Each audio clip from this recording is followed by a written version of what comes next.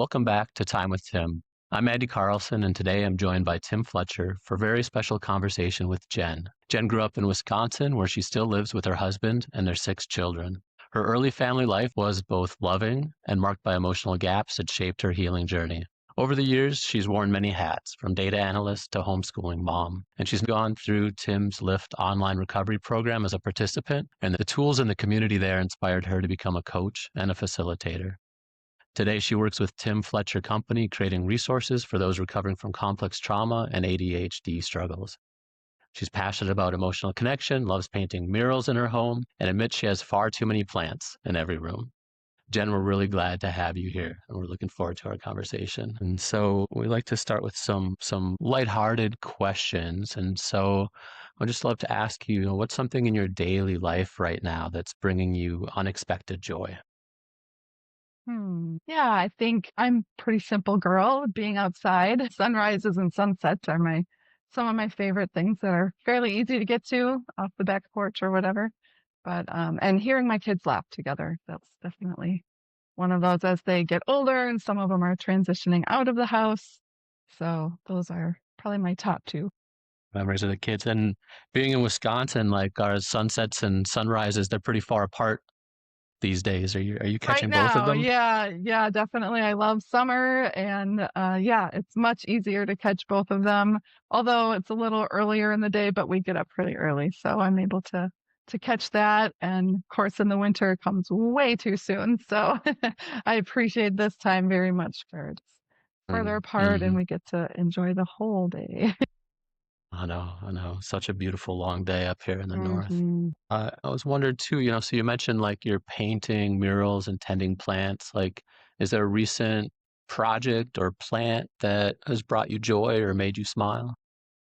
Gosh, I just love the new buds on there. It's like the plants are telling me, yep, you did it. You did a good job. Mm, I've got the right amount of sunlight. I've got the right amount of water, all of that kind of stuff. And when I started facilitating, I wanted to have a beautiful backdrop and be surrounded by, so I painted a mural behind me and added some stuff and one in front of me. So that I think is the most recent one that I'm pretty happy with, mm, kind of give everybody that it's with me in this room, kind of the feeling of comfort and peace and space. So it's happy with that. mm. Nice. Well, since we're a community focused on healing from complex trauma, we're not afraid to dive into the deep end of vulnerability. And so one of the first questions I really love to ask people is like, what's a recent vulnerability that you've been navigating? Maybe something that's like raw or scary or tender. And since I'm kind of springing this on you, I'll go first. This is always interesting for me trying to come up with something new. But I'll say the thing for me today is it's actually a pretty common one. I was like sleeping in a hotel overnight. I didn't get a lot of sleep. And I think in my healing journey, a lot of my people pleasing and my codependency, at least consciously, has gone down a lot.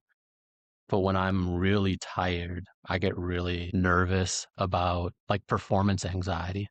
Like I was always validated for being good, for being responsible, for having a smart brain, for being on top of things. And so feeling my brain be a little bit of mush and muddy always kind of gives me a bit of that. It's just like there's this heaviness and this weight of the performance anxiety. Well, I will say though that I've been doing a lot of compassion practices, especially over the last few months. And so I still don't like it. I don't like this feeling at all, but it's interesting to practice liking it or welcoming it or wanting it to be here. And you could tell by my saying I don't like it that I haven't perfected the compassion yet, but I do think I'm thankful a little bit. I'll be more thankful tomorrow when I sleep, but I am thankful Yeah. right now a little bit that I'm able to kind of use this as a place to continue to work on my journey to work with the difficulty. And so with that, I'll turn it to Tim. I'll ask you if there's a recent vulnerability that you've been navigating, anything raw, scary, or tender. Yeah, when I was out on my walk yesterday morning and this morning, so we're kind of in the same latitude as you guys here in Canada, and you can just tell the seasons are starting to change. And so what I realized was there was a little bit of depression nipping at my heels. And always with that, there's almost like I always just feel more tired than normal. I don't even feel rested.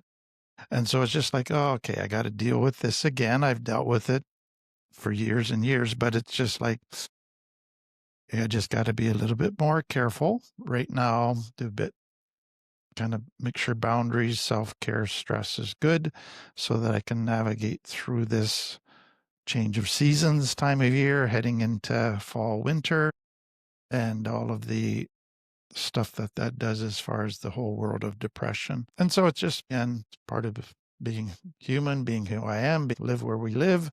Um, you got to deal with this stuff, but it does add a tricky element to just being able to charge along in life like normal. It's all of a sudden, no, things are a little bit different here, and I better pay attention. I like that. I like that, the little bit you added there of the it's part of being human. Just kind of recognizing the humanity of what you're going through, that a lot of other people go through that as well, and to continue moving forward with that. Thanks for sharing that, Tim. And Jen, any recent vulnerability that you've been navigating? Yeah, I think it's only recent because, as we do this work, trying to um, stay on that path of maintaining the healing that we've achieved and continuing little by little to grow a little further, I still feel myself doing some of the co-regulation with others around me. I've always um, done that. So like I'm a mirror with other people. I can feel it Mm, when I when I worked outside the home and come home and why do I feel so a certain way? And so definitely, within my closer relationships, when my husband is off, I'm right away like I can feel it too. So being aware of that is good and sharpening those tools. But yeah, it's definitely a hourly battle sometimes when we're all home together and trying to navigate. I can be okay even if they're not okay. And mm. what that really feels like and actually doing it's so hard. Relationships just are hard, right? And that's definitely one of the big layers for me is co-regulating with their emotions and yeah, not being okay if they're not okay. So fighting that one. Yeah, yeah. And that's such a tough one. Maybe before we dive into your story, I was wondering if you could share any tools or practices or kind of beliefs that you use that help you maintain your emotional regulation when others are starting to get dysregulated. Yeah, I think that one phrase, which is actually from Tim's wife, Kim, I can be okay even if they're not okay. She was sharing, somebody had highlighted her, she's asking everybody in the group, how are you doing? How are you doing? And somebody said, well, how are you doing? And she was vulnerable with us and shared that little bit that, yeah, I have to remind myself of that sometimes. So, really, just the reminder sometimes is enough to at least stop the train running ahead full Mm, steam, can kind of slow down a little bit and become aware. And I think that is one of the best tools is just awareness. Just stopping for a minute and being aware of what am I feeling? What's going on around me? Like just assess the situation and be aware. To slow down enough to do that is a huge tool, and it's not always easy. It sounds really simple coming out of somebody's mouth, but it is not the easiest thing. So, yeah, the awareness of what I'm doing and slowing down, and maybe then grounding or something. Sometimes I think it's okay to remove myself from the room or from the situation. Obviously, we can't always do that. And none of us wants to feel like we're running away from things, but it's okay to back away a little bit, kind of get a sense of grounding for myself. Definitely grounding tools, getting just remembering I have a body, feeling my feet, feeling, kind of what is happening. Again, probably links to that awareness and then just kind of taking a deep breath. And if I have to get back into the situation, I can get back into it a little more level headed, back in my cortex, my thinking brain, rather than all of the feelings overriding what is happening. So, yeah, simple tool, but definitely they need practice each and every day to get really good at them. yeah, yeah. And I love, it is simple, but like you layered in the complexity of there's a slowing down, there's the awareness, there's the breathing, there's the grounding, there's setting up a Yeah. physical boundary if needed, and then there's also that emotional boundary of, oh, I really loved what you said. I can be okay, even if they're not okay. what I've seen with clients over the years is their first level of awareness, and often around triggers. What triggers them to Yeah. become emotionally dysregulated is when some of their deepest wounds get touched. So they get disrespected, made to feel stupid, all of those Mhm. shame type of triggers. But then what they usually begin to realize is, yeah, those remain to be triggers, but some of the hardest triggers to deal with is when those in intimate relationships with them are dysregulated. Yeah. And so if Yeah. their husband is dysregulated, their children just nothing triggers them with greater intensity anymore Yeah. than somebody else being dysregulated. And it's just quite fascinating to see that your most intense trigger actually changes from your issues to their issues. Yeah. And that now triggers you. And it's like, I got to deal with your baggage because I'm attuned to you. And so it's learning how to care, but yet have a certain amount of detachment. Can you Mhm. relate to that? So much, yes. 'Cause, my husband and I are both, w trying to figure ourselves out. We've been married a little over 20 years now, so, still on that path of figuring each other out, figuring ourselves out, especially as our kids transition into being older and kind of that whole change of our world. But yeah, I've definitely started to feel like I have a better hold on I can't fix him, and not that he needs to be fixed, but obviously, we trigger each other. And I used to feel like, oh, if I said it this right way, he would get it. Or if this situation happened, I would try to orchestrate situations. He would see this. And I've started to really let go of a lot of that kind of stuff where I feel like I have to engineer certain things to make certain things happen so that he can be okay, so that I can be okay, and just get to the heart of the matter and I can be okay. I am okay. And kind of what Andy said too, working on that compassion, the self-compassion is not easy at all. But yeah, being able to say, no, I am worthy of love and I know he loves me. That's, our base truth. And then sort of, like you said, you get triggered and then I start telling myself stories and like, no, I don't need to fix him. I can be good in myself. But definitely, yeah, those relationships with my kids, especially adult kids, because then you start to interpret the way they're doing things and, oh, they must think this about me. And it's so very different than when they were little and they just smile and, they want hugs all the time. And they want to follow you into the bathroom. They just want to spend every minute with you and making that transition to adults who have strong roots, but also strong wings that they're exercising and getting out there in life. And I'm glad they're doing that. But yeah, not taking those things personally. And it's a whole world of navigating those kind of triggers and stuff. So yeah, all the work all the time. I can see here, as you were mentioning the self-compassion, how the self-compassion work that you're doing for yourself is translating into love for them as well by not having to fix them, by being able to be okay with where they're at and to accept them where they're at is such a loving action to give away as well.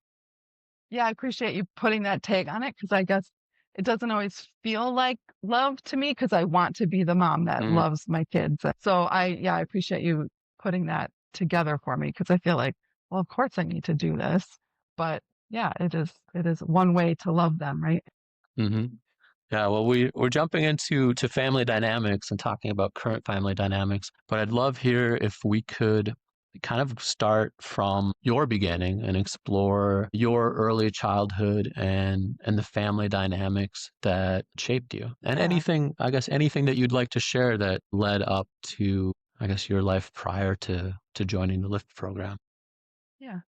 Yeah, I was born to a single mom. She was only 19 when she had me. She was in a relationship, and when that person found out that she was pregnant, they left. And so she was left on her own. And her mom and dad, my grandma and grandpa, helped a lot, but she was very brave in, keeping me and, trying to keep all of that together. And then so we lived with my grandma and grandpa up until I was about 2, and then my mom met somewhere in that first 2 years the man that I grew up calling dad, and she married him when I was 2, and they had to go. I don't know if anybody's familiar with, in Wisconsin, there's Wisconsin Dells. It's a whole city dedicated to, attractions and, swimming. What are those called? Yeah. Anyway, the different attractions for families and stuff like that. It's the whole city is all these different things you can go to and enjoy. That's where their honeymoon was because they had to take me on their honeymoon. So that was the beginning of their lives. And then after they got married, they had my brother and sister pretty quick. My brother and sister were only 13 months apart.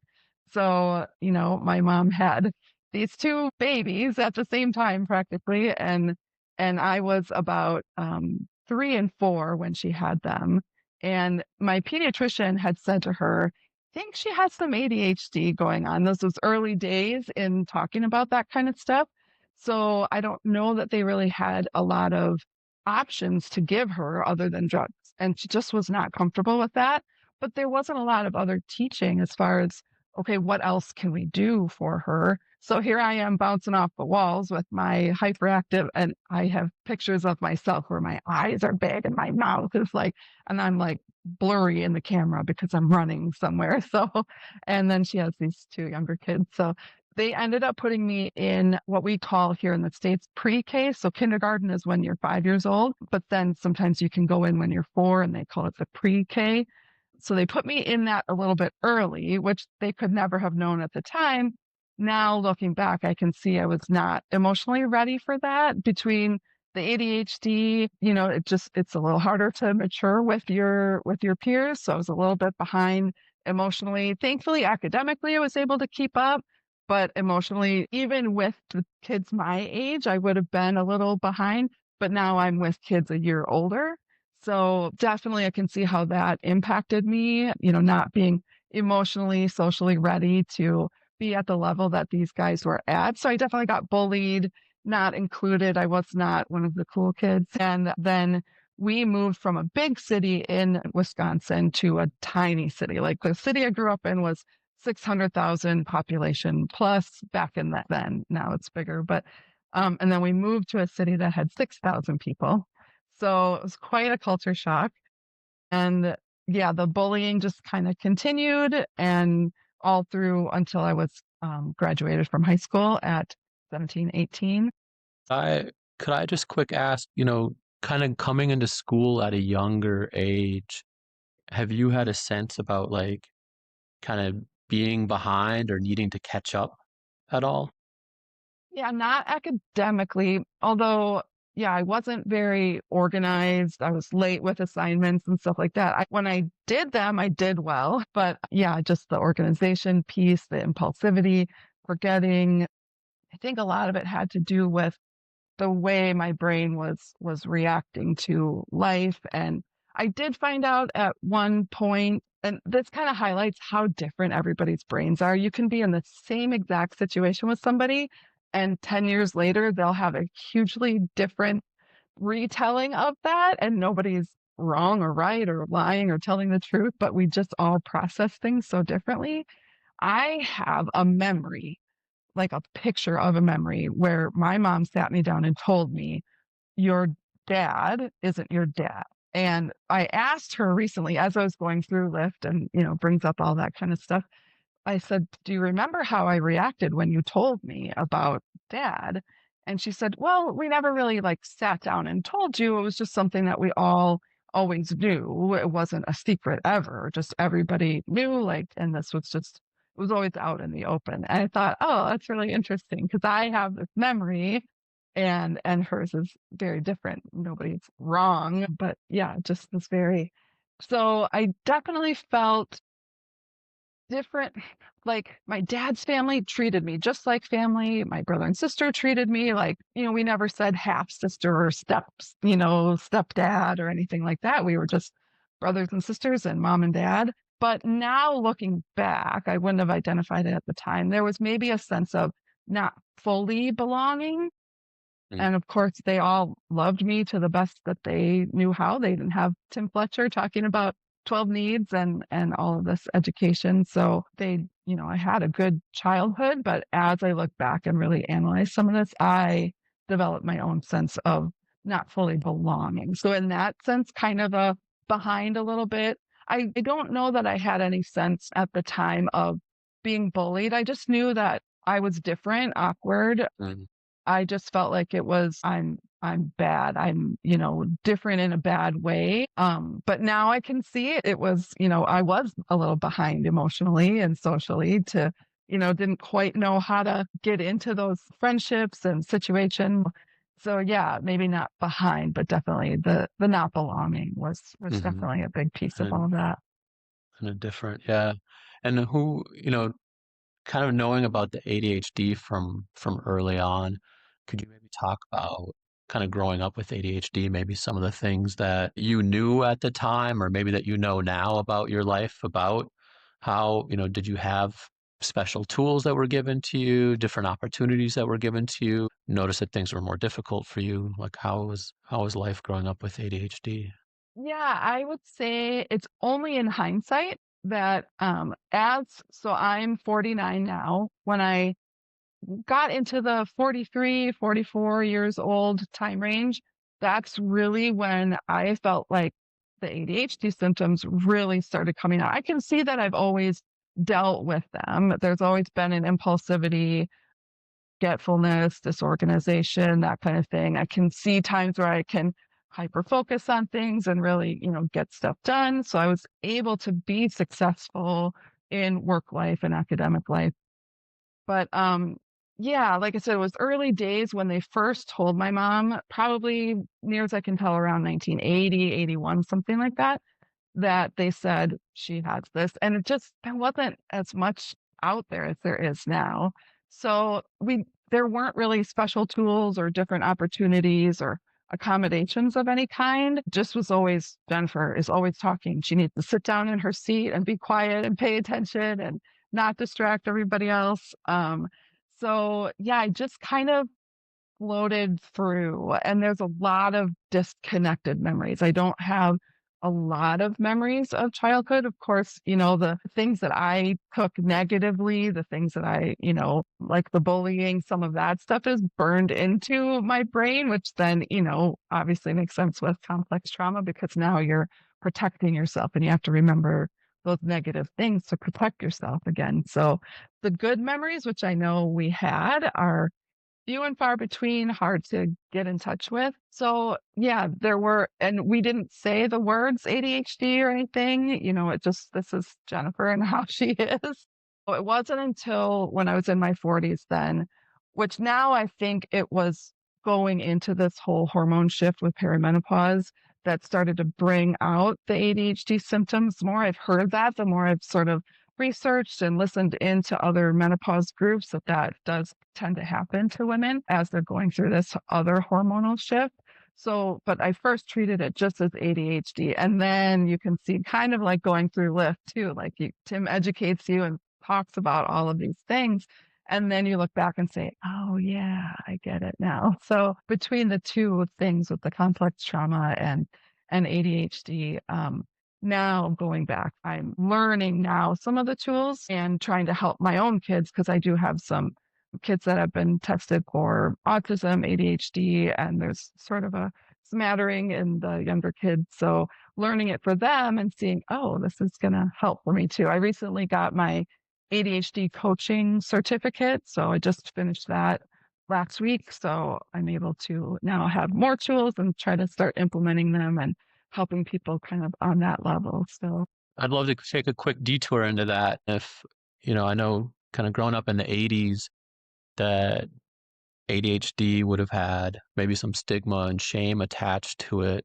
And so I was wondering if you felt kind of directly any of that stigma or shame, or, with this new coaching certificate, like what are some ways that we can speak about ADHD in a way that's non-stigmatizing or non-shaming? yeah, I definitely felt the shame right away. I didn't even really want to consider ADHD. I didn't tell my husband, I didn't tell my kids. And for the longest time, so like I said, I'm 49 now. So it's been a little over, I guess about 5, 6 years, something like that. And it's taken me a long time I'm not even really that open with it around, people around me and stuff.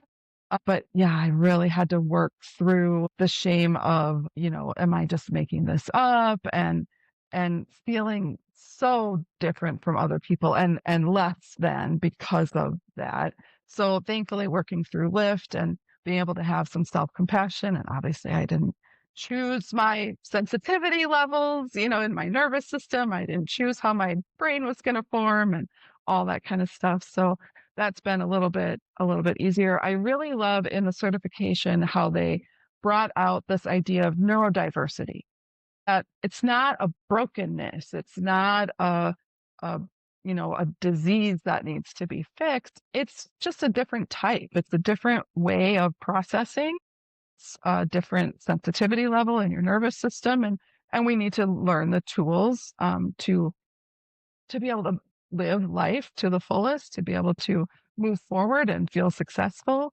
But yeah, I really like how the term neurodiversity has kind of covered all of those things and helped us all see that, and they've sort of gotten rid of the idea of high functioning or low functioning. It's sort of, they're talking more about levels. So when my girls were diagnosed autistic, they just talked level 1. So they're high functioning. It's not something that you would necessarily see in your first conversation with them or anything. But so I really, yeah, I like how you asked that as far as, not bringing up more shame to people.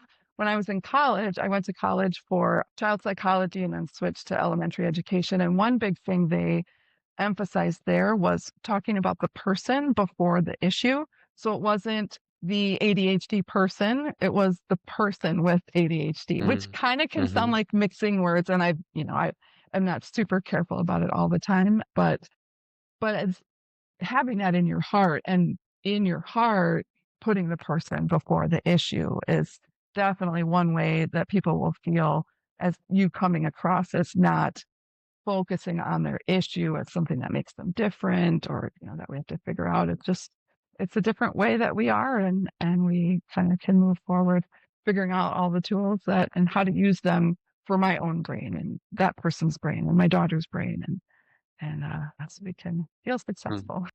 I do. Can I just jump in for? So I just love what you just said, Jen, because to me, a lot of people that come to us with ADHD are like, if I fix my trauma, will it fix my ADHD? And it's like, Yeah. it might help, but you still have to learn to manage that you have a nervous system and a brain that is a little bit different. And that's okay. Mhm. We're all different. And so it's learning to manage some of that and not having this shame that you bring on yourself because of that. Where I wanted to go is what stood out to me as I just listened to you is I think people hearing your story would very easily kind of focus in on the bullying as the cause of complex trauma. But what I heard really is I think much of your complex trauma took place before you were two. Single mom, no dad, the insecurity of that. And so it's pre-verbal. You're not even able to process it, put it into words. But this highly sensitive little girl is already being like, am I safe? Is anybody there for me? This is an insecure world. Where's my security come from?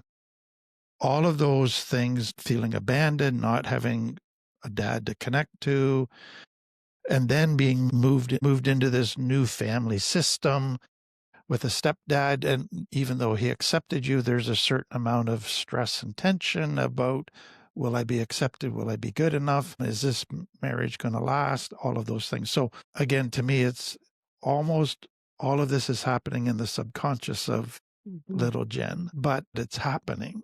And it's that neuroception that's picking up mom's vibes, that's picking up kind of the insecurity of her environment, not feeling that she fits in, whatever. So that's where, to me, it's just important for people to realize that I would say your trauma didn't start with the bullying, the bad stuff happening to you. It happened in the pre-verbal state. Does that make sense? Yeah, totally.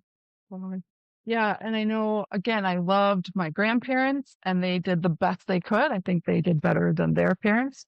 And then my mom did better than them. And hopefully we all stand on the shoulders of the next generation. But I think, and you've illustrated this very clearly through Lyft and all of your work, that both truths can exist at the same time, that they did the best they could.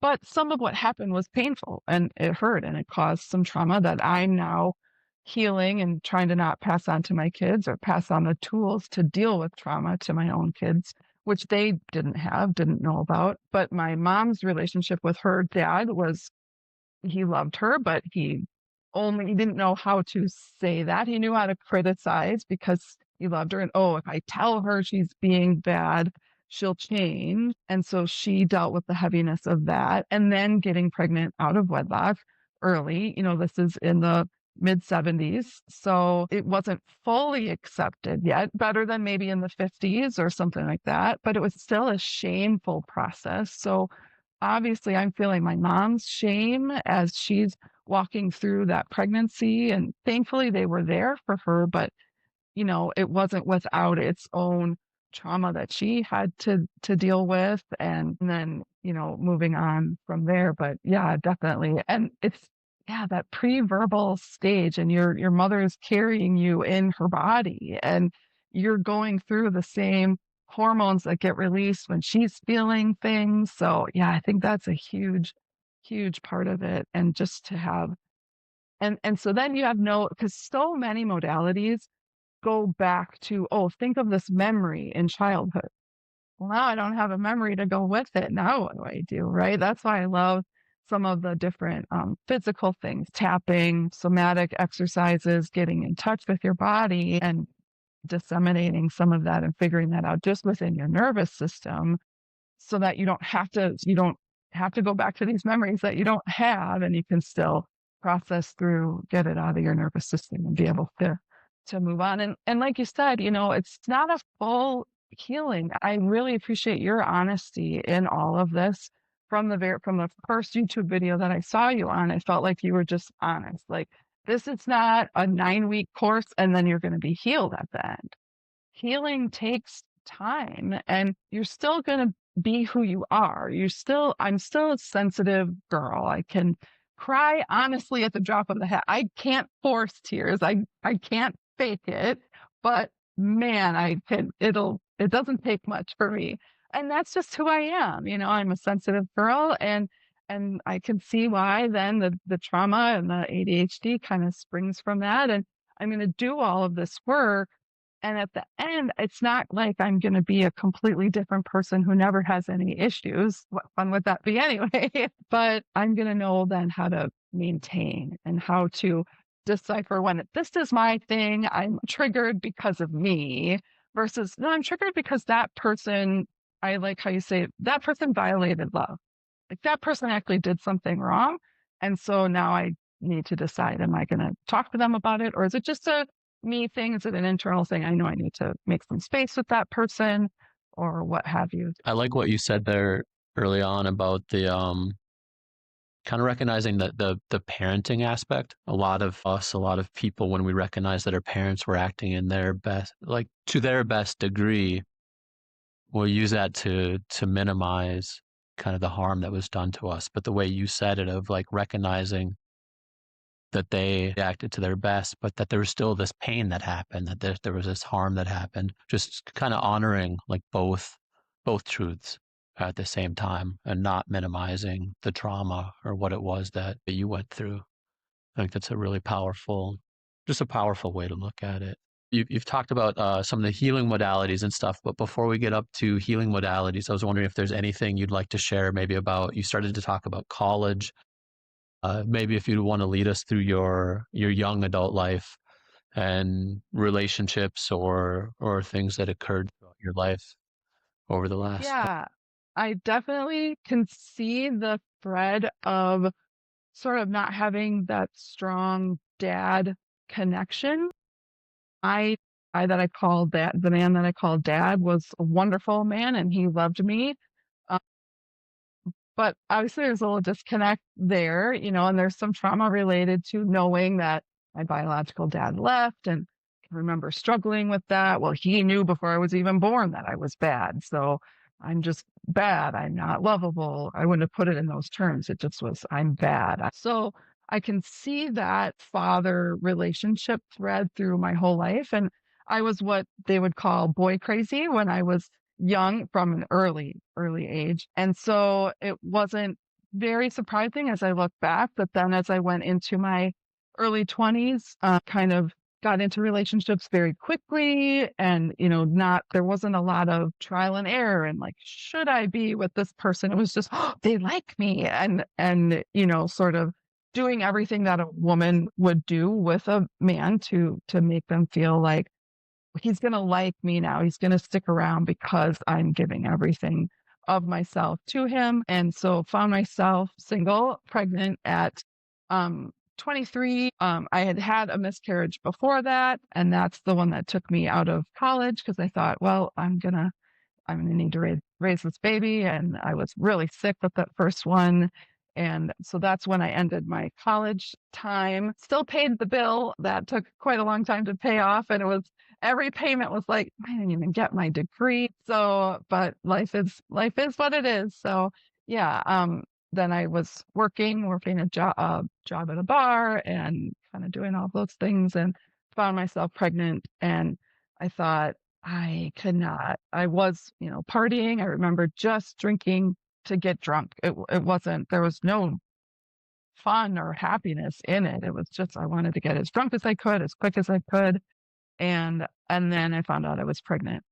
I didn't find out I was pregnant until more than halfway through the pregnancy. So most pregnancies are about 40 weeks. And I found out I was at 25 weeks that I was pregnant. And all I ever, I went to college for child psychology, switched to elementary education. All I ever wanted to do was be around kids, be a mom. And now look, what have I done to this baby? So that was a very stressful time trying to make sure that this, I hadn't totally ruined this baby or, affected his health.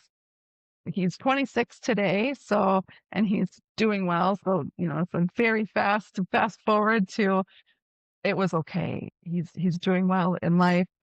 But yeah, it was a hard journey as a single mom. I had my own mom to, help me. I lived with her for the first 2 years as well. So interesting how some of those things repeat. But looking at my son, I realized I don't want to live this life. I wasn't a big drinker all through high school. This was after high school and kind of got out on my own a little bit more and started kind of dabbling. Drinking and drugs really scared me when I was younger. I am just very sensitive to a lot of things. And when the police officers came in and said, those things are bad for you, I was like, okay, that kind of program works on me, that's for sure. But so I didn't do that much when I was young, but once I got out on my own, it was like, oh, let's try it all. And it was less than a year by the time I found out I was pregnant. And I thought, I can't give this life to this child. I don't want this child to inherit the bar life, the crazy partying life. So I backed out of all of that even before he was born and really started focusing. That's when after I had him, there were some people that I worked with who lived literally right next door. It was like 5 steps out the back door of my work. And they offered to take care of him for daycare because the mom was a stay-at-home mom. She was homeschooling and they were in a very strong church. And so then I started bringing him over there and they started talking to me more and more about church and God, higher power, that kind of thing. And so then we got very close. I started going to church with them.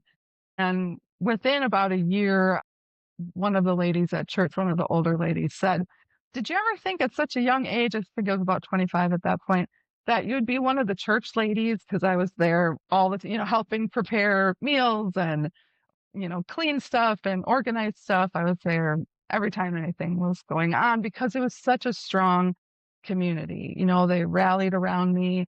I felt stability there. I felt, then here's all of these folks, pitching in and helping. And my son was a little bit of a handful. He's wonderful, he's a sweet little boy, but he was full of energy. So it was nice to have people to talk to and to help walk me through that. Wasn't My son was 2, I was 25, and the man that I called dad passed away of a heart attack. He was 49. When I turned 49 this year, that was a very hard age because I had always said that number in conjunction with this story of someone passing away. And now I'm that age. And obviously we aren't biologically connected, but It was difficult, but back to when that all actually happened, I was thankful that I had that community around me. They were a big help for me, but then, walking through that with my brother and sister and my mom and sorting through all of that, plus being a single mom, and it was quite the time. And then very shortly after that is when I met my husband. I think it was about 2 years because my dad passed away in 2001, and then my husband and I married in 2003. It was, my impulsivity. I we he was part of the church for just short of a year, so I saw him from afar. It's a tiny church, but there's very strong convictions about, men and women that are single staying separate. There's no dating. There's no, we wore only skirts the whole time I was in that church, and women have to have long hair and you only wear dresses and that kind of thing. So I didn't really talk to him a lot, but I noticed he was pretty cute. And so I had a crush on him for a little while. And when we started talking, um, we were only allowed to kind of talk on the phone. And I was, 26, 27 by then, but still I was a single woman. And so we talked for 6 weeks, got engaged, and we got married 7 weeks after that. So, kind of typical of complex trauma, ADHD, that kind of thing. Now we've been married almost 22 years and it worked out well for me. We have, things we need to work on and that kind of thing. But when my kids say, so, no, you're not getting married after 7 weeks. So I love to hear how much support and community that you had both in raising your son in those first few years as a single mom, but then also in the loss of the man that you knew as your father.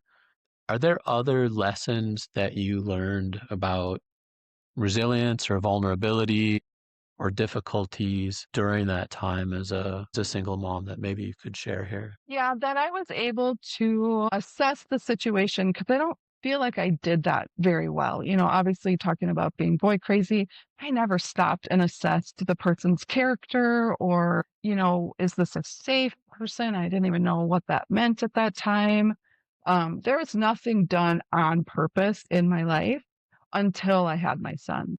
And when I found out I was pregnant, when I saw that little image on the black and white image on the screen, I was like, this is a whole human. Like, this is not just, another crazy thing. This is a person, and it's important to give him the best that I can and to be able to stop. And, because there was pressures from all over. I was young, I was single, I went on to have a better job, but at the time I didn't have a great job. Like, how are you going to do this? And not necessarily from my immediate family or, nobody was forcing me into an abortion or anything like that. But it was definitely, I heard it from outside of that, and it just was not the answer for me. Like, I just couldn't imagine doing that.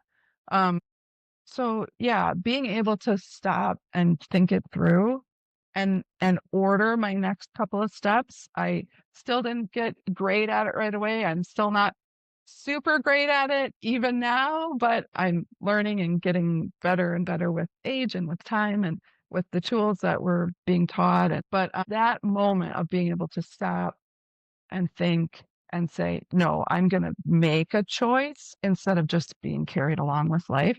That was pretty, looking back, I didn't see it at that time, but being able to do that was a pretty big deal for me. And to start like, okay, I'm going to start in church. And I was raised in a different church than what I ended up going to, but I started there. And then through those folks that were taking care of my son for me, kind of went in a little bit of a different denominational direction. But um, yeah,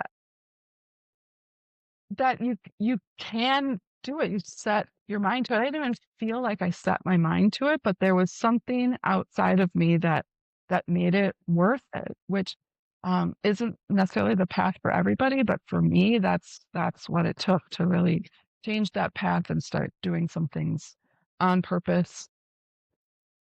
Slowly, made my way up in the world that I was working in at the time. And as a single mom, being able to get to that level and just, push through and think it through and do some things on purpose was a pretty big lesson now that I look back that I was Yeah. able to kind of stop the craziness a little bit. I, still have the brain that I have, but was able to really start to get a hard handle on some of that. So that would be Mm. some of the bigger So it lessons for me sounds, as I look back.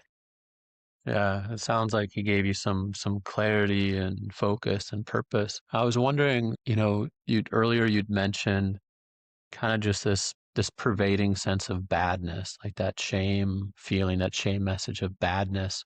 I was wondering if you could talk a little bit more about that and also share, like, did any of that change kind of with the birth of your son?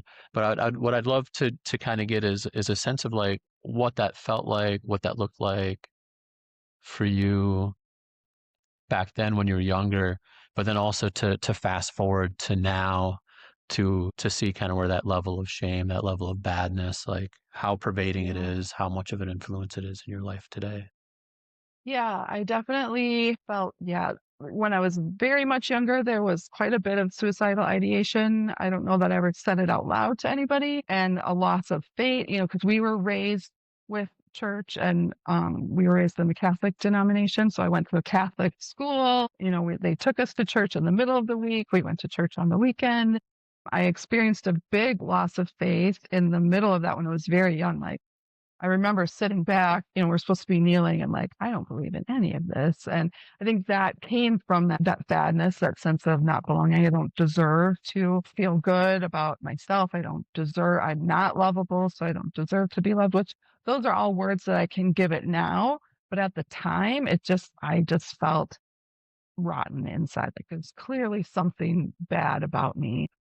So I definitely think it was a huge part of my life, how I felt about myself all the way up until I had my son. Having my son just gave me something outside of myself to focus on, I think. I still always felt like a bad mom because here I am now, a single mom, and I'm not married and all that kind of stuff. It just pushed right straight through that. I don't think it helped the badness at all, that feeling um, trying to love him, trying to do, but then you're by yourself. And my mom worked, she had me young, I'm having him young, so she's still working. We're living together and she's helping as much as she can, but in the middle of the night, she's got to go to work the next morning. So I'm up in the middle of the night with this baby and I can remember, just cry. I'm doing something wrong. He keeps crying. He's not sleeping through the night. And I knew babies at that time. I had babysat. I had a lot of experience you know, in your cortex, in your thinking brain, this is what's supposed to happen, but I was all in my limbic and I'm doing something wrong. So every facet of my life was affected by that. And, you know, being the ADHD neurotype, not following through at work sometimes was an issue. And so when, a supervisor had to say, hey, you didn't get this done, or hey, this is kind of an issue, I'm bad. Just everything was, I'm bad, I'm bad, all the way up through parenting. I feel like, yeah, just approaching all of my kids that way. Oh, I'm doing it wrong, but I'm going to try to do it right. And carrying that burden all the time of I'm doing something wrong. I'm doing something wrong up until really I was all the way in lift. It was probably phase 2 before I really started to stop and like, okay, I need to work on, they keep telling me I have to work on self-compassion. And it felt so foreign. It felt so fake. Like, of course I can tell, oh, yes, I love you. You're good. It didn't mean anything initially when I first started kind of those baby steps. I just thought it was, yeah, just not saying that I'm bad and telling myself that I'm good. It felt like such a lie. It felt like it was just lying to myself. Like, why are you saying that? It doesn't make any sense.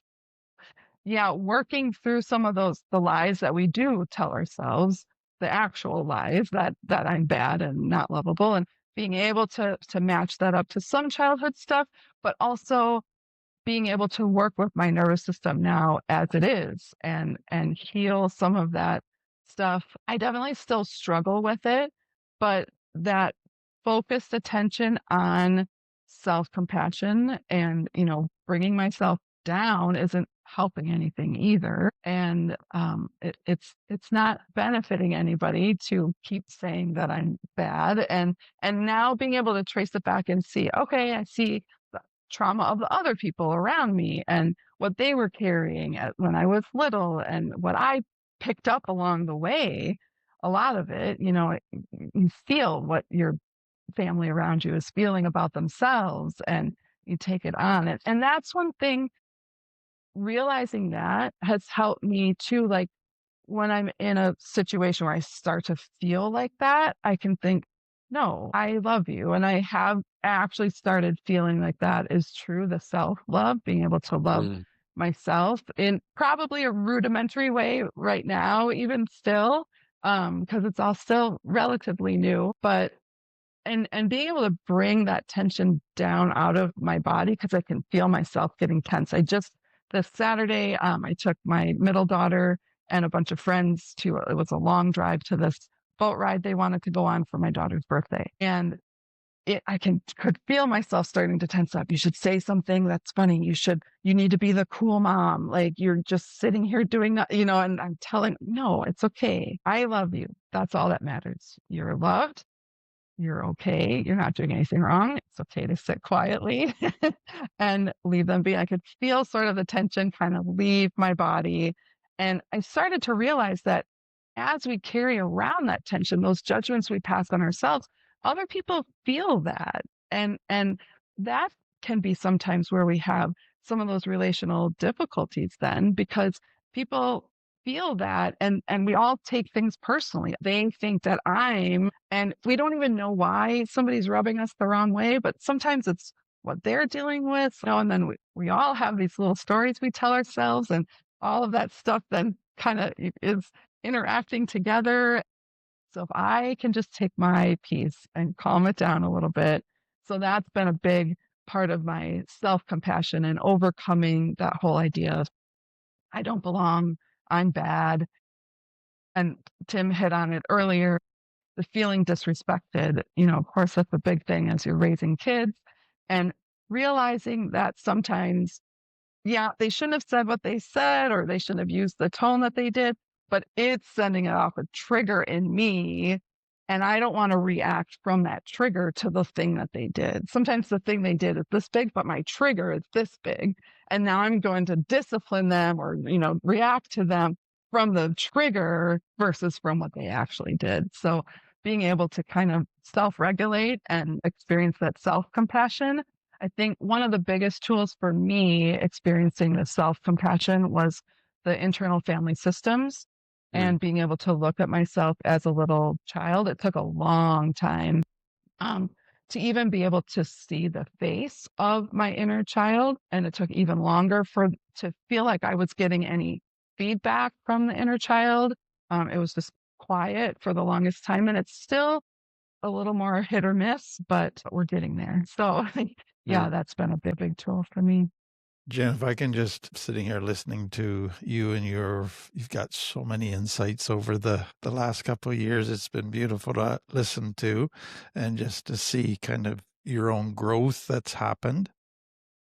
I've just been processing kind of all the pieces that I'm hearing from you. So if I go back to when your son was born and all of a sudden there's like this epiphany happened for you that I gotta grow up. I gotta stop living the way I am. And so I go from there back to before that. So boy crazy, partying, getting drunk as fast as you can, all of those things that were happening in college. What I'm seeing is not just somebody totally in their limbic brain, but somebody trying to get out of their own skin. I don't like me. I just want pleasure. I want somebody to love me. I don't want to have any bad feelings. I don't want to think. I don't want to be alone with my thoughts. To be in my own skin is actually a very disgusting experience for me. I'm trying to escape it. And so now I'm impulsive. The first thing that offers pleasure, love, whatever makes me feel good, I want to grab it. So to me, that person is got at a subconscious level repressed emotions that they're not even aware of that are just driving them not wanting to be present to themselves. And so to me, that's what I'm seeing is happening in you. And so that's, to me, that started at birth, that's been building. And shame's a big part of that. I don't like me. I don't think I'm lovable. I don't think anybody else likes me. Everybody's going to reject me if they get to know me. I don't know what to do with that. I can't resolve it. And so all of that's going on. Then to me, you have your son, and that's a wake up call. And like you said, it gives you something to focus on that all of a sudden gets you to your cortex and thinking about life. But I would suspect that that was only a temporary fix because you still haven't dealt with all the shame. You still haven't dealt with all the issues. And so they're going to start to surface again. Yeah, totally. And your son's being a mom and being focused on your son isn't going to be strong enough to overcome all of that issue stuff that's never been dealt with. But then you have a group that's kind of giving you a structure and rules and all of that. And that's helping. You kind of needed that, but that's a temporary thing too, because that's not dealing with the issues. That's just providing a framework for kind of a certain lifestyle. What was it that brought you to the point where you finally said, I got to get help for me. I can't just patch it up with Band-Aids here. I got something deep that needs looking at. What brought you to that point? Yeah, a combination of things. My kids transitioning from needing me all the time, and then I put even more of that on my plate by homeschooling them and being home full time. So I was everything. And, as they get older and move on, now it's like, oh, I'm not busy from dusk till dawn with feeding people, changing diapers, making meals that they can't make on their own. Little by little, there's less distractions, right? As they get older and are moving on. And even though they're still living at home, they don't need me as much. So some of that kind of going away was like, oh, now I'm, left with myself a little bit more. And then we slowly over the last 20 years, without intending to, without realizing it really, um, have moved out of that more legalistic denomination where it's skirts only and only a certain kind of music that's in the hymn book and it has to be 100 years old. And moving out of that little by little, we moved down to Florida for a couple of years because my husband was raised in Germany. Not a lot of Bible in East Berlin, Germany is the side that he was on. He was 10 when the wall went down. So he felt in the American Christian realm that he was really behind. So we went down to this little school in Florida and we were there about 5 years. And that kind of was one little tiny, the name was still the same on the door, but as I look back, I can see that was one little move out. And then we came back to Wisconsin to a different church and that was a little different. And slowly but surely, we've moved out of that real legalistic. But what I have found is the church group isn't as tight knit. It's not like, oh, it's us against the world. We're the only right church. And when you have that, as unhealthy as some of that is, it does create this community where you're all, it's all for one and one for all kind of a thing. So moving out of that, having less of that kind of community was another thing that started, the bottom started to kind of come out. And then what I didn't realize I was doing is then I was moving all of that like emotional connection that I was getting from my little kids. I get emotional connection from my older kids, but it's not the same as a 2-year-old, 3-year-old who are just, they're free with every hug and with every, they look to you for so many things. Yeah, I had purpose. I felt important to them. And now they're getting some of that from other places. We have great relationships, but it's a little different. So that kind of going away, not the strong church sort of community. I started to put a lot of that on my husband, I think, without realizing it. And then his life is also expanding. So he goes from being a carpenter out in the field who's putting trim on doors and installing doors and loving it.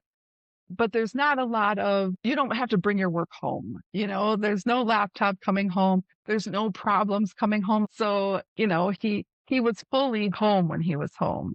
And, then he's getting promotions and he's to a point now where he's overseeing a whole plant. And so now he's in charge of people and there's computer programming work that he's doing. It's a lot more than what he started with. And so now his world is quite a bit different and he's dealing with his own walls and he's hitting walls. I thought I was doing okay. And now I have so much responsibility and we have 6 kids together and I'm married and I'm managing these people. And so he's kind of unbeknownst to me going through his own stuff. And now so our marriage just could not hold the weight of all of that. So then what we thought was this perfect marriage, we never fought, we never had any issues.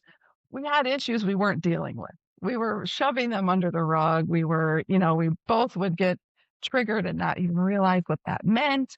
And so, yeah, the all of this weight now is going to our marriage because then he's exhausted at work too. He's exhausted when he comes home. And so he just wants to sit back and relax. My husband is not a lazy man by any means, but it was a lot and it was unexpected for both of us. And so he's pulling back from some of the home stuff. And so our marriage really started to crack and it was really hard. It's still hard because we're learning at different paces. I have more flexible schedule, so I could do Lyft. And his doesn't feel quite as flexible. So his time to be able to go out and get information and learn it and assimilate it and turn it into healing for himself is a little more difficult. So yeah, that's it. It just the bottom started falling out of everything. And it started for me with the marriage. And then through Lyft, I was able to see here's all these other things that were changing. I'm transitioning from being a mom of littles to a mom of adults. And that's way harder than I ever expected. Not to mention the perimenopause. And look at that. I don't have a church community anymore. And he's got a lot more responsibilities and the cracks were just huge, huge. I was initially sort of it's easy for me to do all the emotional work because I feel my emotions. I wanted to be a psychologist. I wanted to work with kids and I'm comfortable expressing all of that stuff. And he's not. It's very hard for him. Like we went to like a workshop that our church was having about anxiety. And neither one of us really felt like we had any anxiety, but we just went because it was going to be interesting. And I love psychology. I love learning how the brain works and processes stuff. And the way the person that was running the workshop described it, that it could be a feeling in your stomach. It's not that you're feeling an emotion and to label it anxiety. And my husband afterwards was like, I think I might have anxiety because I feel it in, these different areas of his body all the time. And so little by little, we've learned bits here and there, but we just got to a point where I was pursuing and he's, avoiding and then I got to a point where I'm shutting down and now we're both avoiding each other. So we don't do the like explosive fighting or anything like that. It's we kind of each retreat to our own corner. And now with phones and devices, it's very easy to totally tune everything out. And yeah, I just felt what I know now is just triggers all the time. It's just so heavy. And that most important relationship, the person you're married to, that you're, sharing your home with and co-parenting with, and, every part of my life is intertwined with his. So when we're not getting along, I feel it every minute of every day, regardless of what I'm doing. I can't get away from that feeling when he and I are disconnected. So that's what caused me to seek out.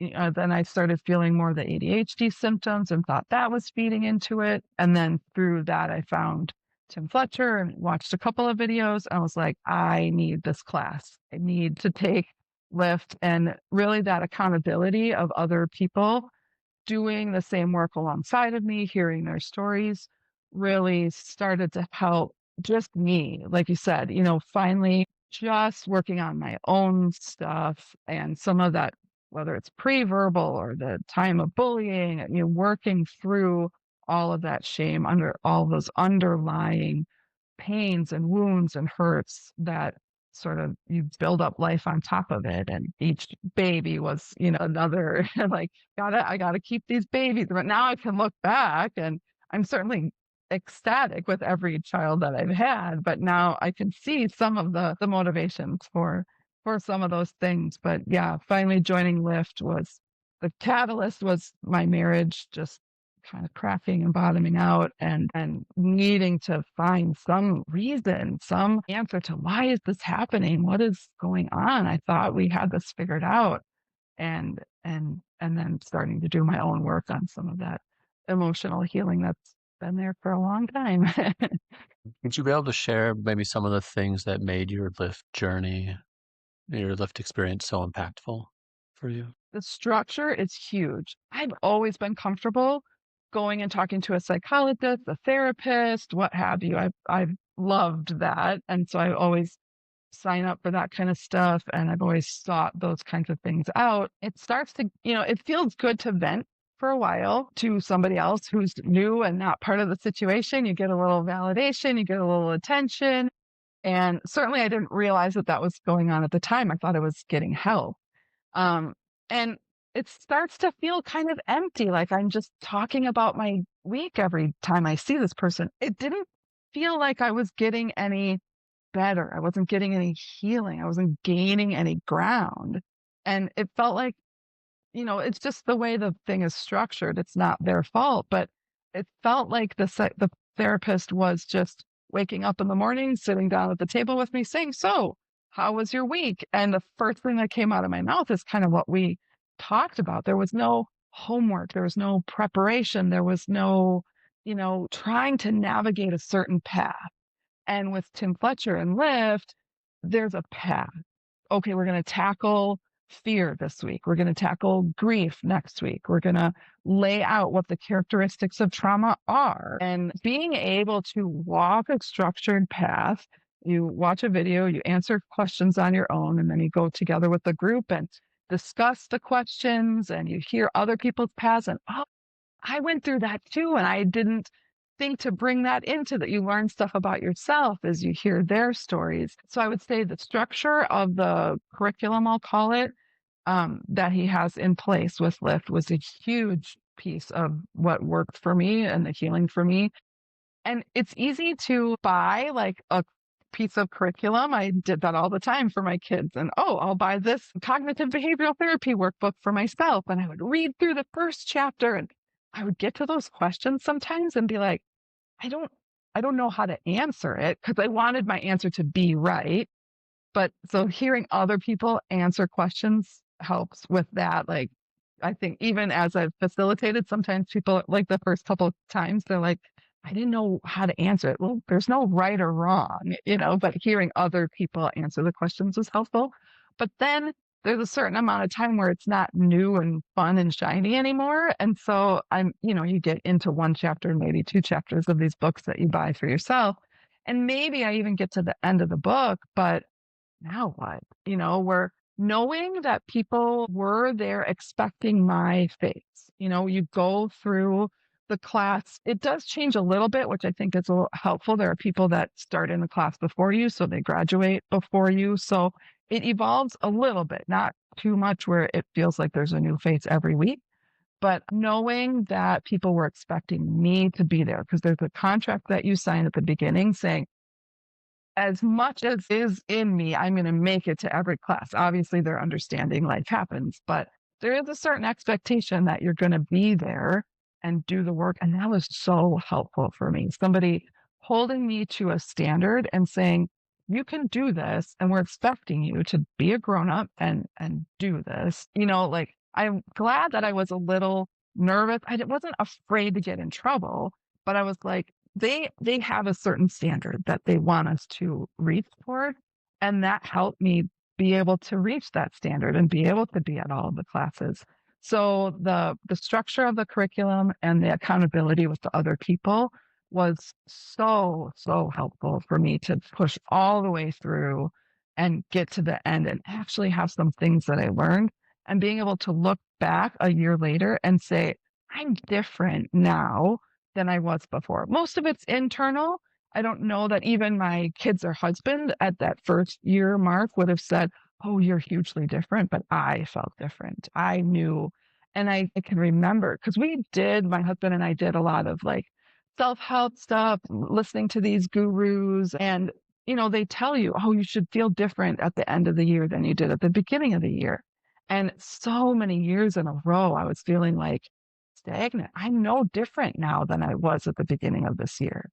And so I was very aware of that. And so when it hit me that, oh, I can look back and I was like, oh, I can see a difference. And that was so huge for me after years of trying to search for some kind of difference in myself from year to year or 5 year period to 5 year period to be able to feel like, no, I'm gaining ground and getting better. I'm little by little by little and being okay with it being in steps and not big leaps and bounds is huge part of it. And Tim saying right off the bat, this is a 10-year process. Think of how long it took your brain to get to this point. I'm 49 years old, like my brain has worked through these, pathways year after year, day after day. They're going to be deeply ingrained. And now we're going to try to create new paths. It's going to take a minute. So that the honesty was also very helpful for me. What I'm hearing is somebody who, well, we talked about you had trouble being present to yourself or attaching to yourself. And then you displayed insecure attachment in your relationship, so anxious attachment style. And so attachment makes sense coming from abandoned by biological father, all of those things that you went through. There's going to be attachment issues. Being in a group and kind of sharing at that level where people are being vulnerable about really deep, raw, important stuff, you start to typically feel connection beginning to happen. How big of a role did that play for you? Yeah, huge, definitely. I initially, after the very first class, I thought, I do not belong here. These people have been through so much more than I have. One of the ladies in my group is from Lebanon and it's, war torn and she's 6 years old and she's in a building that had been bombed out, previous. And that's where they're trying to find shelter, like that's nothing compared to, I've not gone through anything like that. In Wisconsin and, like this boringly normal life. And I don't have trauma. Why did I think I had trauma? These people have trauma. These people belong here. But I had, I was in already. I had signed up and they were expecting me to be there. And the idea that, we're creating a safe space for each other, that I'm responsible to a certain degree to bring some of that safety and the things that I do or don't do can affect the safety for others. And so for me, yeah, that connection was very, very big. And yeah, like you said, talking to the others and seeing them process things and oh yeah, I processed it like that too. Maybe I'm not so different from them, and forming those bonds. I I did still struggle a little bit. You single out somebody, you think, I want to be friends with them. And, you create, like, oh, I'm going to email them or I'm going to, reach out to them. And you think that you're going to be best friends. And I don't realize that I'm doing all of that until my heart is broken. And they've sort of said, I need, some time to, kind of focus on this or whatever. And they're not responding as much. It's like, oh, they don't like me. They don't want to. So kind of walking through that, like, no, they need to set boundaries for themselves. It might have nothing to do with you. It might be something they're learning about themselves. And so walking through that too was very helpful because again, I felt responsible to the group. I felt I'm part of this. I have responsibility in this and I want to do the best that I can. And definitely being able to get a coach and do some one-on-one work was super helpful for me in creating that connection. And then just the further you go in, the better it gets. Especially, when you feel like you've made a mistake, when you feel like I missed class and you're apologizing and they're like, it's okay, we've got you. It's totally fine. This wasn't Lyft, but then there was a couple of months in between when I graduated Lyft and started Compass. And then after I graduated Compass, it was all written down. It was totally me, like not having my information put on my calendar that I know I have to have. When I first started facilitating on my own, they said there's just this one day that I need you on a Thursday instead of a Monday. Otherwise, it'll be all Mondays. And I was so excited to get that text that I was out and about. I was on a field trip with my kids, and I was just like, And I was so excited to be able to facilitate on my own and, make that move from co-facilitating to facilitating. I answered the text right away. I said, yes, I can do that. Put where if I had waited, answered it at home, I would have put it into my calendar right away. Well, fast forward to the little weird day, I totally forgot, and now class is happening and people are there, and the shame kicks in, and I'm bad and I can't believe I did this, and surely they're gonna fire me. They don't want me to volunteer as a facilitator anymore, and I ruined everything. But then I was able to have that awareness and kind of come back and say, nope, you made a mistake. We all make mistakes. And when she said, we've got you, like that hit me with such a virtual hug. Like, these people care about me. They still expect me to be organized and do right. And they didn't like give me a pass and say, it's fine. They were like, we get it. Everybody makes mistakes. Let's make sure that you have it on your calendar for next time. And let's make sure it doesn't happen again. Of course, there's a certain amount of accountability. Like, you need to be an adult, you need to have your act together. It's not okay to keep missing classes over and over again, which I need that. I need that sort of firm accountability that says, no, we believe that you can be an actual adult, and here we're giving you the opportunity to do that. But when she said that, we've got you, we get it, it's okay. It was like, I felt all of the like fear in my stomach kind of start to stabilize and go, yep, you made a mistake. So yeah, but all of those connections that I've made at Lyft, and like I said, people being vulnerable, sharing the deepest parts of themselves gives you the courage and the strength to do that. And then you doing that reinforces their strength. And we have a team meeting every week, and being able to hear the struggles that people are going through, it's just been so helpful in so many ways. So yeah, having that connection, being like, I'm not the only one. And I think something I heard in your story that I just want to point out, like Tim had asked a while ago about like the attaching to yourself. And, when it kind of hit the fan here, missing the class and all that shame welled up, what I heard you say is that the first thing you did is you turned to your tools and you turned to your own self-talk. And so even though there was like all the past fear and all this other stuff going on, you really stood up and you really showed up for yourself.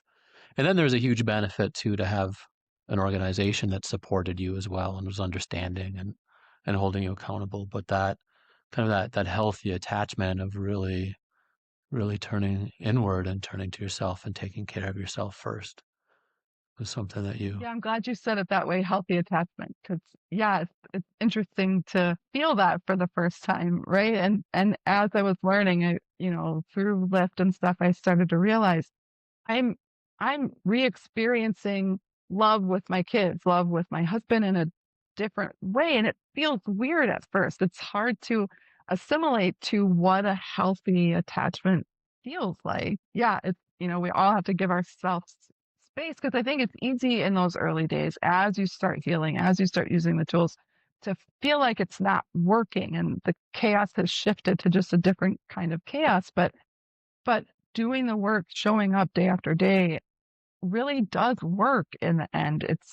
You feel like you are making progress, and the realization that this is what healthy attachment feels like. I'm not used to that yet, and it's okay, and I'm going to keep moving forward. Yeah, it's a whole new concept when you realize I didn't have any healthy attachments, through no fault of anybody else. They didn't know, but now I do, and now I can start moving in that instead. I like that you bring up the awkwardness of it, because I know I'm going to steal this from Tim. Like, he talks a lot about being, when we do these new skills, maybe new boundaries, or treat ourselves in a different way, that we're like a toddler learning this for the first time. And so it will feel weird. It will feel awkward Yeah. for some amount of time as we're engaging in life in an unfamiliar, now healthier manner. I would love to ask you, you brought up earlier, it sounds like there are a lot of layers within the Lyft program and the Lyft structure itself, but you brought up earlier other tools that you've worked with, like IFS, somatic, EFT. Could you talk a little bit about maybe what you discovered through yourself in those, what those are, maybe like how those have helped you? Yeah, definitely. I was introduced to what they call EFT, which is emotional freedom technique, otherwise known as tapping, years ago as my husband and I were just sort of, experiencing the self-help area of life and trying to figure things out. So I was introduced to tapping, but I didn't really get it. It didn't really help. The words help because you tap on different points that would be sort of like the acupuncture points in your body that, kind of are central for the nervous system and the energy running through your body. And, we hold on to things in our nervous system. I think one of the books we talk about here and there in Lift is The Body Keeps Score. And that idea that here's, the stuff that's building up. Like you said, the reason that pre-verbal life is important is because your body still stores that. What you experienced with your mom, your body stores that. And now we have all of this stuff, and now we're going through life and we're accumulating more. So these acupuncture points are helpful to kind of allow some of that energy to come through and feel healed. And at the time, I didn't really get it. So I'm just kind of, poking at these points and stuff. And the people do a great job explaining it, but I wasn't there yet to like make the full connection. And you do some talking, you're honest with yourself about what you're feeling and you go through each point and you sort of go through this wave of all of the bad feelings. And then at a certain point in the script, you kind of start to turn it around while still tapping on these different points and into more of a healing mind frame. And at the end, the point is, and I still love myself. I can still accept myself. And at the time I was introduced to it, I'm saying it, but I I there's no connection there. So then fast forward to being in Lyft, it was mentioned again, going through Lyft and Compass to be able because we dissociate, it's your brain goes off in this area and so that you don't have to feel what's going on in your body because our brains and our bodies work together, to send those messages and understand what's going on in your environment and am I safe? Am I not safe? So I'm really good at dissociating and getting away from anything that's happening in my body. These kinds of tools, these somatic tools bring you back into your body. And sometimes you don't even have the words for it, but being able to tap back into that nervous system allows you to still work with the energy a little bit, release it, and get to a place where I can take a breath. And for me, tapping really started working once I had a handle on, what was actually going on with me and being honest, being able to face some of these truths, having started the healing process a little bit too, and then tapping into some of those tools. And that feels so good. It really does feel like you're letting go of this heaviness, just kind of piece by piece. It's like starting to break up, and the more you work with it, you can feel a little bit start to break off and let go of. So that's where some of those, getting in touch with your body techniques were really helpful for me. And to be able to make that note in my brain, oh, there's the sigh, there's the spontaneous sigh, the Mhm. spontaneous yawn. It's sort of like the leaves on the plants, like, okay, it's telling me I'm doing a good job. I watered enough, it's in the right spot for sunlight. I need that feedback to say, okay, I'm on the right path, keep going. Because it's easy when you don't see any feedback, you don't feel any feedback, like it's not working and quit so easily. But to have that feedback, the sigh, okay, I'm doing it right. I'm doing it in a way that's benefiting me and I can keep going. And then, with IFS, being able to get in touch with the inner child and get some form of feedback there as well and learn some things that, like we said, have always been in there, but because I'm not in touch with my body, I'm not getting those messages. So yeah, learning all of that stuff along with the structure, the definitions. Here's what trauma is. Here's all of the characteristics of trauma and starting to believe that, okay, this is an issue and the awareness and all of the things together. And as you keep moving forward, that's then where the real power of all of this culminates. Like I can learn all of these things about the tools, about the characteristics, about everything. But if I don't keep going, I'll never feel the benefit of that. And I think that's a lot of where I was too. It's a shiny new thing. Oh, I'm going to read this book about this method. I'm going to read this book about the Sedona method, which is also kind of getting in touch with your body and that kind of thing. And we learned about all of the methods, but we never just kept going and we didn't have all of the information along with it, where Tim brings it all together. And if you can get to a point where you are able to be even a little bit consistent, which is very hard for people with complex trauma and just that consistency, it gets boring. But I love how Tim has said, like, you need to have some of this. Yes, it's boring. And that's where you get in touch with your little child who's stomping and throwing a fit. This is boring. And yep, and that's okay. We're gonna push through because these are the right tools that I need. This is the routine that I need to find some stability. So yeah, all of that together and pushing through and continuing forward so that you can bring what you've learned into your life and it can start to actually help. So I think that's an easy place to really where you can sort of lose it, where you feel like, oh, that program didn't work. Well, how long did you do it for? Yeah. So what I hear you saying is like there's a lot of awareness that you built, but then also this kind of structure and consistency of maybe experientially building new ways of being into your body, but also new ways of teaching your body, recognizing that you're safe, like the sigh, the yawn, and being able to do that as, you know, like a reprogramming over time. Yeah, definitely. Who I'm mindful, speaking of time, I'm mindful of the time here. And so I know you brought this up really early on, and I want to come back. This will be really interesting for me. I know one of the areas that you wanted to bring into the conversation is talking about women and menopause, and like, so I'm wondering, like, why is that important to name this, like, in the frame of trauma recovery? And maybe you could talk about what your own experience has been like. Yeah, I think it's important because we don't always hear it. You know, if anybody talked about it when I was young, that felt so far away that I didn't really tune into it. I don't know that there was much discussion about just, going through that hormonal shift at all, but it really does impact your life. It's like somebody goes into your head and rearranges all the furniture and doesn't tell you. Mm. And now you have to I really did in so many ways start to feel like, who is this inside of me? Why am I reacting this way? The very first time I can remember being like, wait a minute, this is not even me. My reaction is so unlike me because I've been a people pleaser my whole life. Always just, oh, everything's fine. Everything that everybody else does is fine. It's good. I was a cleaning lady for a short time and I was vacuuming in a hallway of a apartment building, the public areas.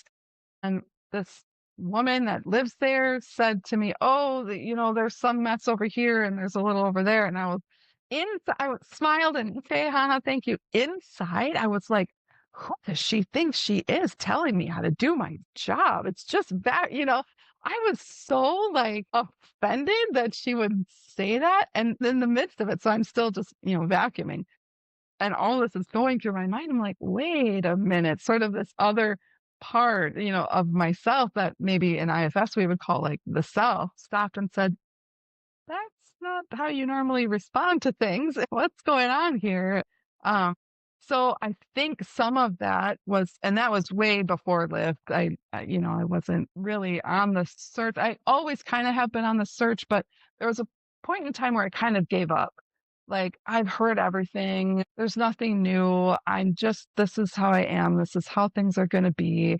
I got to just deal with it. And I almost kind of overdosed on too much information. I just didn't want to hear anything anymore. I wasn't listening to any podcasts. I wasn't watching any YouTube videos on, learning anything. I just, sort of the binge watching TV shows and that kind of stuff and just distractions. And so yeah, it was like, what is happening? I just think it's so integral. And if we don't know, we can't treat it appropriately. If I think that I'm just turning, and part of me felt like I'm just turning into a cynical old woman. Like I am on the path to the tried and true, like grumpy old woman, saying, get off my lawn and angry about everything and not wanting to listen to young people do any, oh, and that's not, like discouraging young people from like anything. So I was like, that's, I don't understand. And so first I started treating the ADHD, which is okay, but I do kind of wish now I had seen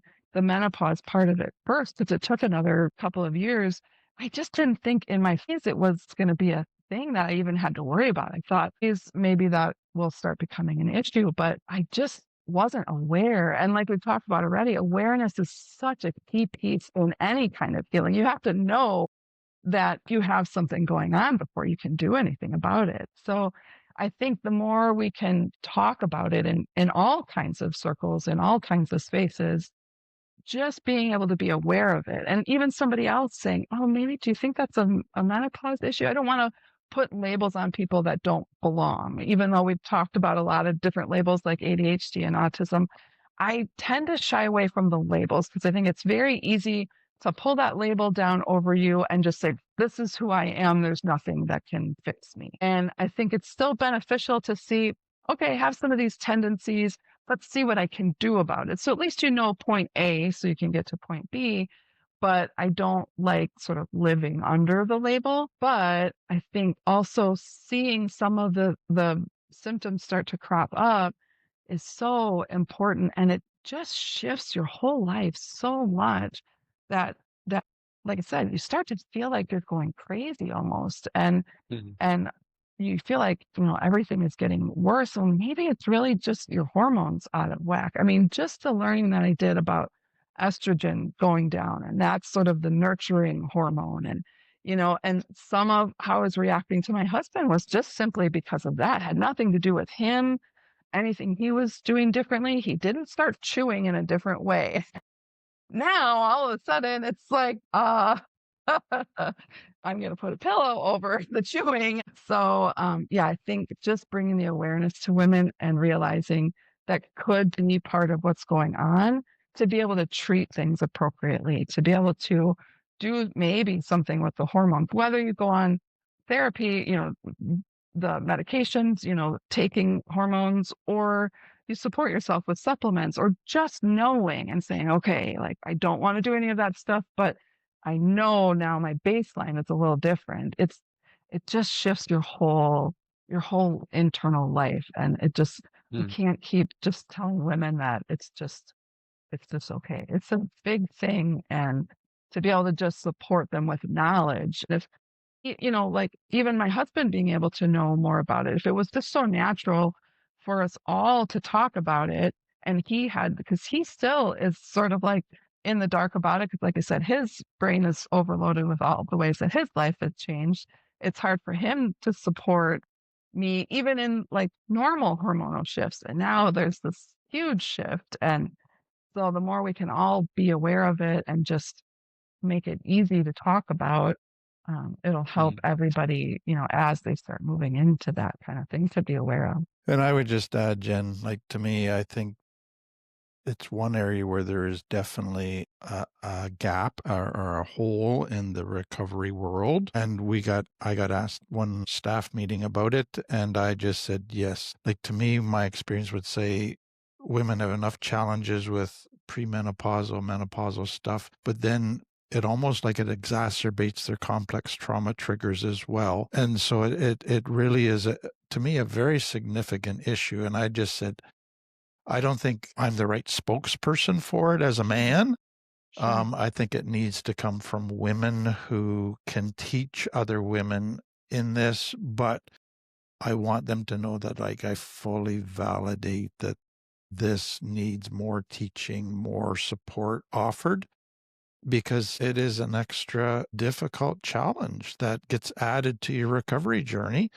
That now what do I do? And it feels like you're regressing in so many areas. So I'm just glad that you're wanting to kind of get this out there and offer that support. So thank you. Oh, and I was going to ask, I think you offered a bit of that, but is there any specific um, words of validation or encouragement that you would want to offer for women who are in this stage and or who are feeling alone or confused or misunderstood?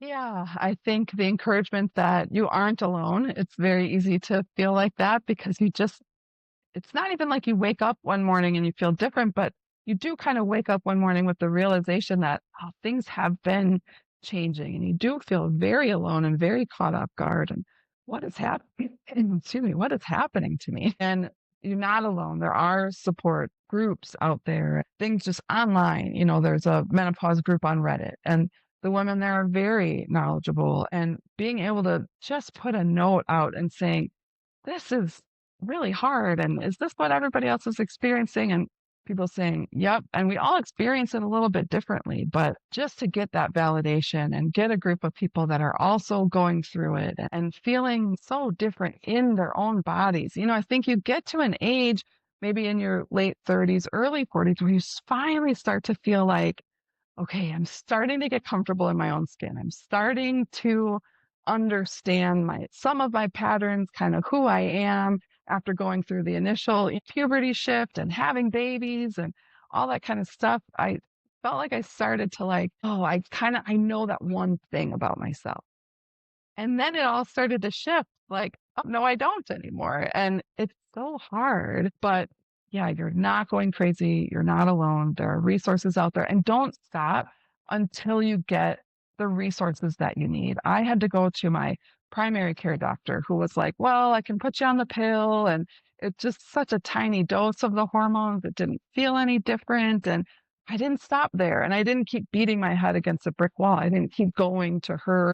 I'm not a confrontational person. So I'm not, if she's already said no, I'm not going to, some people will like charge the clinic and like, no, you're going to give me what I want.